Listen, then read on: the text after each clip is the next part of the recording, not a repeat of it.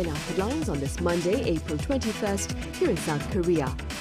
Finance Minister Choi Sang-mok and Trade Minister An Dok-keun will meet with their U.S. counterparts in Washington, D.C. later this week for tariff talks in a spirit of cooperation rather than confrontation. Meanwhile, the Democratic Party's presidential contender will be announced this coming weekend, while the results of the People Power Party's first elimination will be shared late Tuesday. And former President Yoon was in court earlier on this Monday for the second hearing of the criminal case against him on charges of insurrection. Top finance and trade officials are sitting down with their U.S. counterparts in Washington, D.C. later this week for tariff talks. And acting President Han Duck-soo says the strategy is dialogue, not dispute. Our correspondent Oh Soo-young explains. South Korea will not fight the United States over Donald Trump's tariffs. But it will also seek national interests first as top trade officials meet in Washington this Thursday. That's according to acting President Han Duck-soo, who on Monday confirmed South Korea's finance and trade ministers will meet their US counterparts for a 2+2 consultation. On Thursday, 8 a.m. local time or 9 p.m. in South Korea, Choi Sang-mok and An Dok-keun will sit down with Treasury Secretary Scott Bessent and US Trade Representative Jamieson Greer on the sidelines of the IMF World Bank spring meetings. This will be followed by separate one-on-one meetings between the ministers. The bilateral was first proposed by the US after the Trump administration decided to delay its reciprocal tariffs, including a 25% duty on South Korean goods. The wide-ranging tariffs were paused for 90 days after panic in US markets wiped out $5.4 trillion in just 48 hours. Shortly before implementing the pause on April 9th, the US president held a half-hour phone call with acting President Han Duck-soo and ordered officials to prioritize deals with allied countries like South Korea and Japan, projecting optimism that a great deal could be made. Han told government officials Monday that the talks won't be easy, but he expects it will mark the beginning of cooperation. With the principle of putting our national interests first, the government will approach the consultations with the United States calmly and earnestly, doing our utmost to find a mutually beneficial win-win solution. We will specifically confirm each side's interests regarding the three key areas mentioned during my phone call with President Trump: trade balance, shipbuilding, and LNG, and seek mutually reciprocal points of agreement.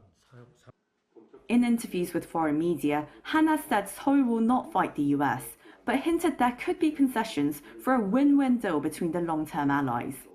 He suggested South Korea could increase purchases of US liquefied natural gas and commercial aircraft.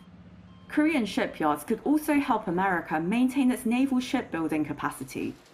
Seoul could further discuss non-tariff barriers, addressing existing US concerns about auto emissions regulations, pharmaceutical pricing, beef imports, and network fees imposed on platforms like Netflix. It's unclear whether the cost of keeping US soldiers in South Korea will be raised during the session. While Trump has indicated he'd like a one-stop shopping deal, combining trade and defense issues into a single package, Seoul officials are prioritizing trade talks to tackle tariffs, keeping security matters separate. The government has described the meeting as a consultation, not a negotiation, signaling a measured approach. On whether the US leader might appear at the meeting in person, as he did unexpectedly during talks with Japan last week, South Korea's trade minister said Sunday that Seoul is preparing for such a scenario. Oh Soo-young, Arirang News. And while we await that upcoming bilateral consultation, the toll of US tariffs on Korea's trade numbers has become clear. Exports lost ground during the first 20 days of this month. According to the Korea Customs Service, outbound shipments stood at $33.9 billion during this period, down 5.2% on year. In fact, findings show Korea's exports to the U.S. market tumbled over 14% in the face of Trump's tariffs. Among Korea's top 10 export items, 9, including cars, noted declines, while chips climbed. On the political front, the Democratic Party's presidential contender for the early election will be announced this coming weekend, while the results of the People Power Party's first elimination will be shared late Tuesday. Our correspondent Kim Do-yeon covers the partisan campaigns. As the Democratic Party of Korea's frontrunner Ejyong strengthens his dominance in the party's presidential primary, with around 90% of the cumulative votes so far, he now looks beyond the primaries and eyes the undecided voters for the actual presidential race. On Monday, he visited the Korea Financial Investment Association and discussed the stock exchange. He pledged to surpass 5,000 points in the stock market through various measures, around double of what it's at today. Meanwhile, the current runner-up, Kim Dong-yeon, has pledged to turn the primary around, saying having a clear frontrunner is not good for the party overall. The party will announce the results of its primaries in the Jeollado provinces on Saturday and those for the Seoul metropolitan area alongside Gangwon-do province and Jeju on Sunday. Public polls accounting for 50% of the total will be held for 2 days between April 21st and 27th, with the final candidate confirmed on April 27th. Meanwhile, after 2 days of heated debates, the open poll for the first round cutoff for the People Power Party primary started on Monday, with 4 of 8 to be cut. This is a 100% open opinion survey where both PPP and undecided supporters will be surveyed. And to boost their chances, 3 contestants traveled to Daegu and Gyeongsangbuk-do province on Monday, a region known as a conservative stronghold. Han Dong-un went to Gyeongju City to visit the preparations for this year's APEC summit. Na Kyung-won and An Cheol-soo also visited Daegu to meet with supporters there. Kim Moon-soo, who has a slight lead among the 8 contestants according to recent polls, pledged to expand rapid train lines across the nation, while Hong Jun-pyo shared his vision for welfare through a press conference. The result of the polling done on Monday and Tuesday will be released sometime on Tuesday evening. Kim Do-yeon, Arirang News. In other news, former President Yoon Suk-yeol was in court earlier on this Monday for the second hearing of the criminal case against him on charges of insurrection. Our Moon Hae-ryun reports. A dark navy suit paired with a red tie. This is what former President Yoon Suk-yeol wore to the second hearing of his criminal trial on Monday. In the first footage made available to the public since his trial began, he was seen entering the courtroom and taking his seat at the defendant's bench with his lips tightly closed, ignoring the press cameras flashing around him. The media were required to leave before proceedings officially began. Previously, the court did not allow the media to film in the courtroom, explaining that the request came in too late for the appropriate judicial procedures to be followed. At today's trial, Yoon's legal team cross-examined Cho Sung-yeon from the Army's Capital Defense Command, who had been summoned as a key witness by the prosecution. During the first hearing last week, Cho testified that he received a direct order from his superior to enter the National Assembly and remove lawmakers on the night of the martial law order declaration last December. Yoon's legal team questioned the feasibility of such an order before challenging the credibility of his testimony by highlighting inconsistencies between his statements across different legal proceedings. Throughout the session, the defense continued to warn Cho that false testimony could result in legal consequences and demanded that he speak accurately.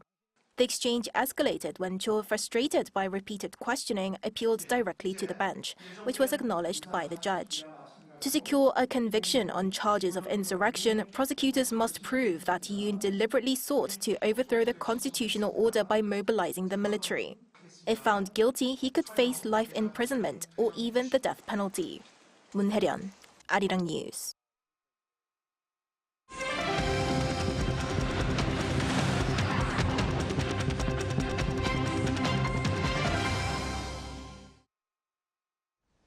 On the international front, a 30-hour ceasefire unilaterally declared by Russia to mark Easter Sunday this past weekend has come to an end amid much doubt about the sincerity of the declaration. Our Park Gun-woo has more. Ukraine and Russia have accused each other of violating the Easter truce that lasted 30 hours from 6 p.m. Saturday Moscow time and has now expired. Ukrainian President Volodymyr Zelensky has alleged that Russian forces breached the ceasefire around 3,000 times since Sunday. He earlier said Russia had no intention of ending the war, adding he was only interested in a PR exercise. Similar skepticism was shared by those on the front lines.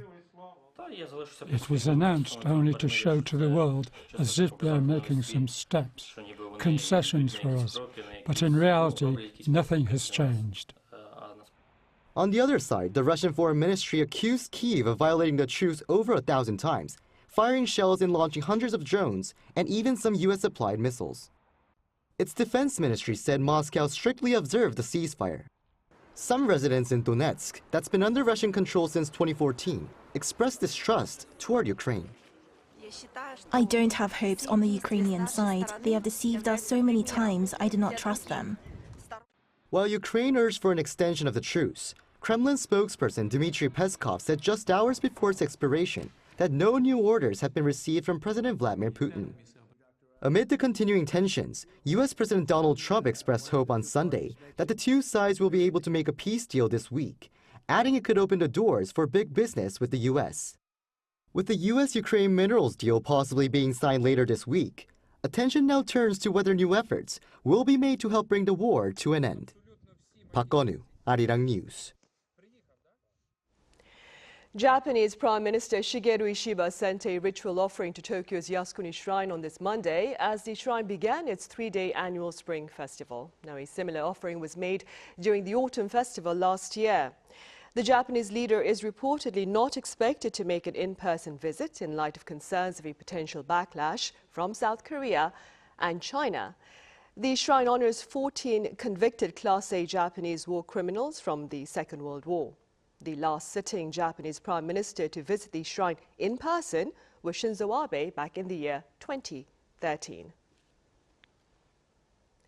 South Korea is scheduled to send into space its fourth spy satellite Tuesday morning Korea time from Cape Canaveral Space Force Station in Florida aboard a SpaceX Falcon 9 rocket. Now, this latest launch is part of South Korea's plan to put into orbit 5 satellites by the end of this year to bolster surveillance of North Korea's nuclear and missile threats and reduce reliance on U.S. satellite imagery. South Korea's first spy satellite was launched in December 2023. The success of this latest launch will be confirmed some 3 hours after blastoff.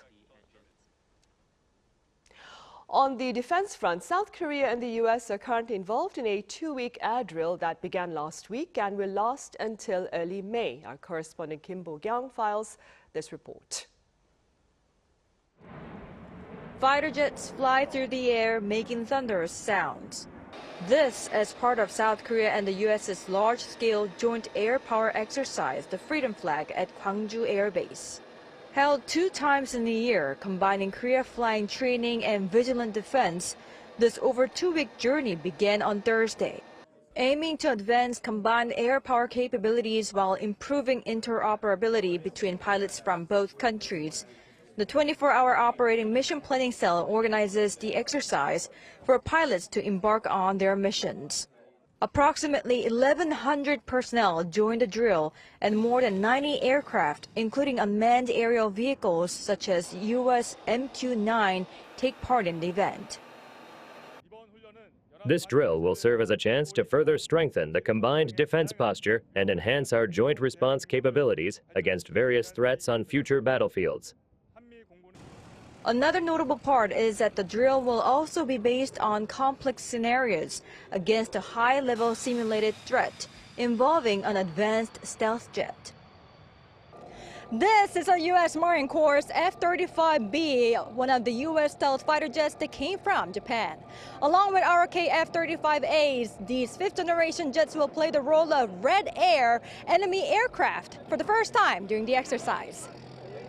By putting a stealth fighter, our most capable, on the red side, it gives our pilots, our air battle managers, everyone involved, a more difficult problem to try and solve. So by going against a capable threat, we're just enhancing our own capability through these missions.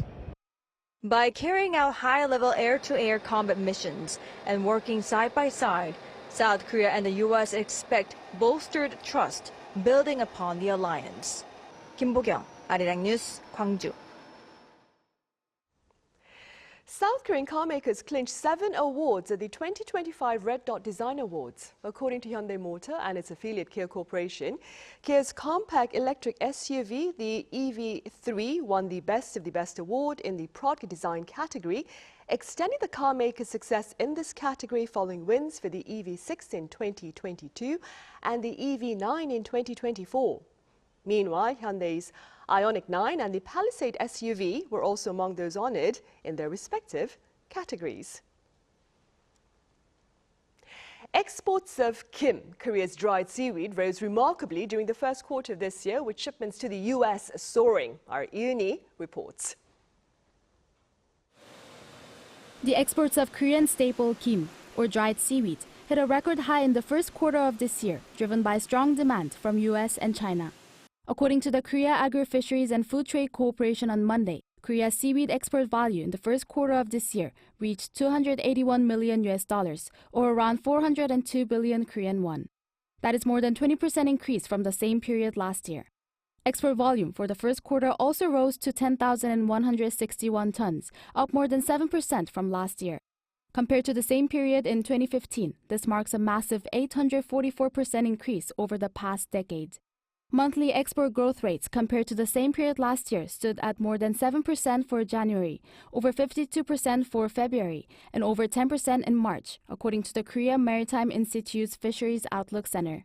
With the demand from major overseas markets remaining high, the center is expecting to see the exports for this month to also exceed of both last year and historical average for the same month. By country, the United States was the largest importer of Korean seaweed in the first quarter, followed by China, Japan, and Thailand. The type of seaweed each country prefers is a bit different though.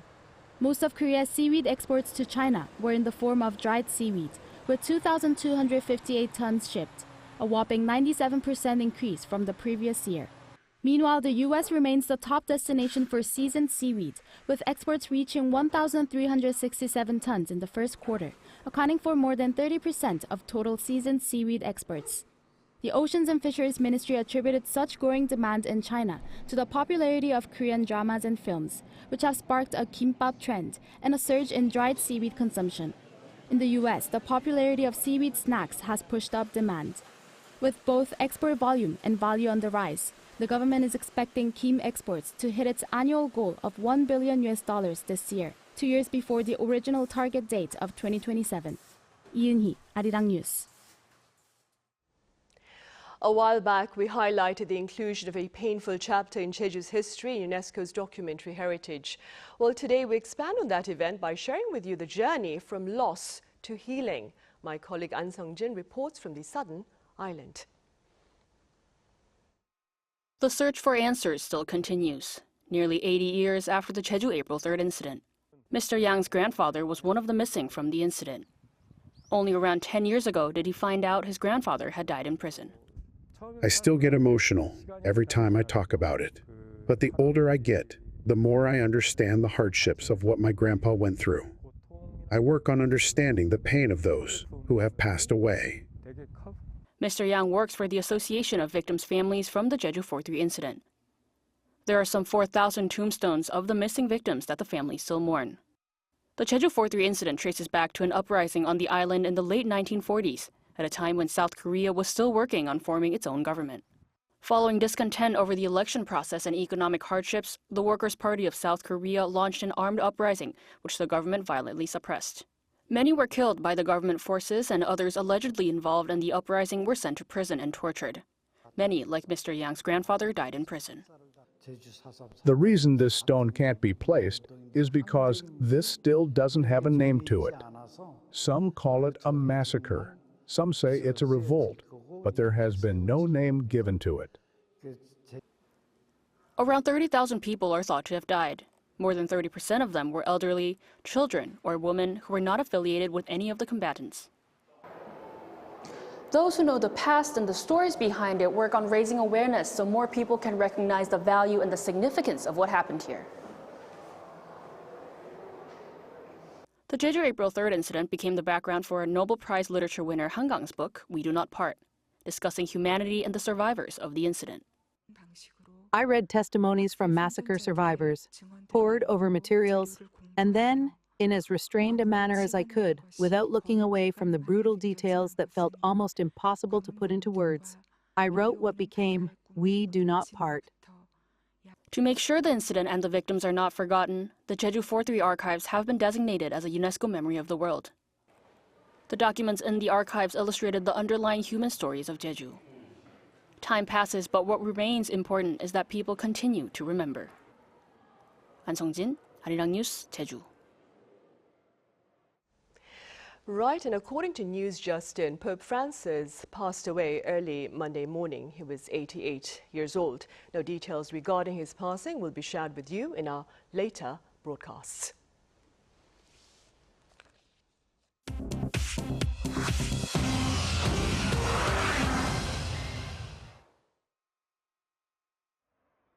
This is The World Now, bringing you the latest stories from around the globe.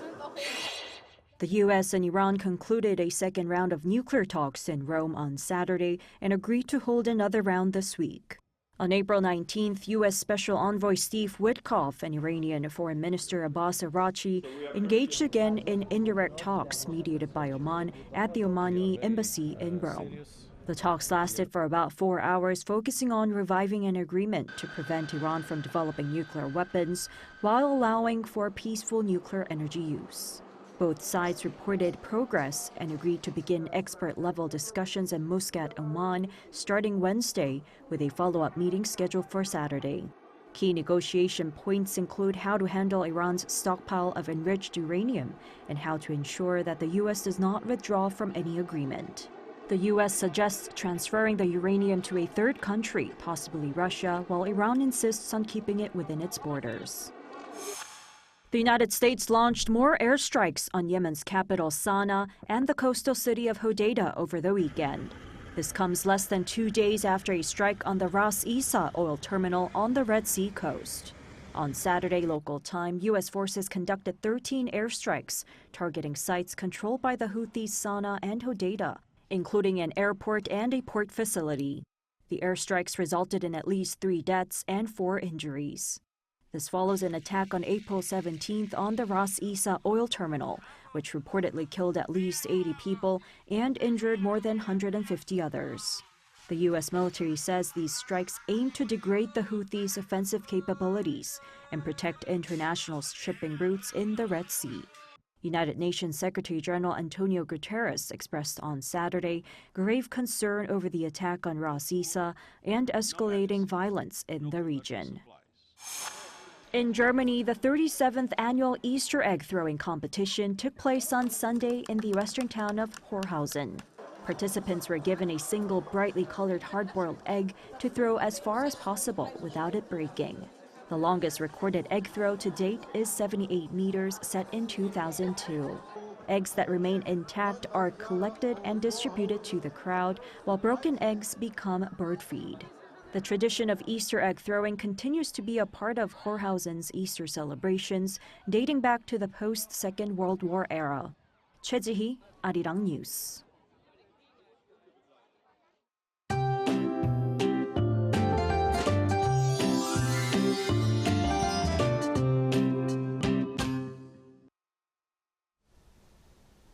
Early summer heat arrived during the day yesterday. The temperature rose even higher today than yesterday. The daytime temperature went up to 26 degrees Celsius in Seoul today. These high temperatures will ease off a bit tomorrow, with rain falling from late tonight. The rain will begin in Jeju Island and spread to the whole country by tomorrow morning, and most of it will stop tomorrow night.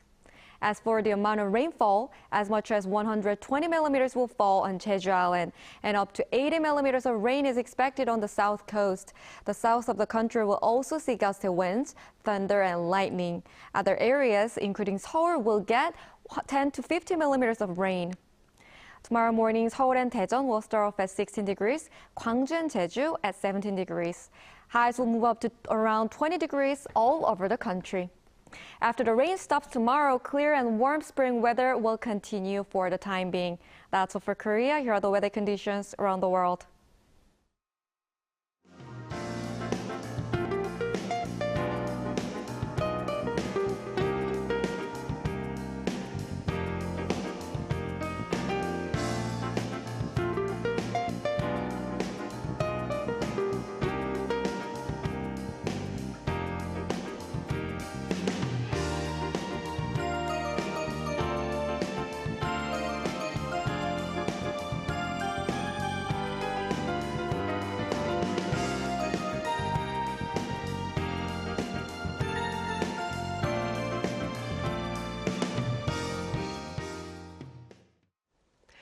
Right, those are the headlines at this hour here in South Korea. As always, thank you for watching. Our daily panel session is up next.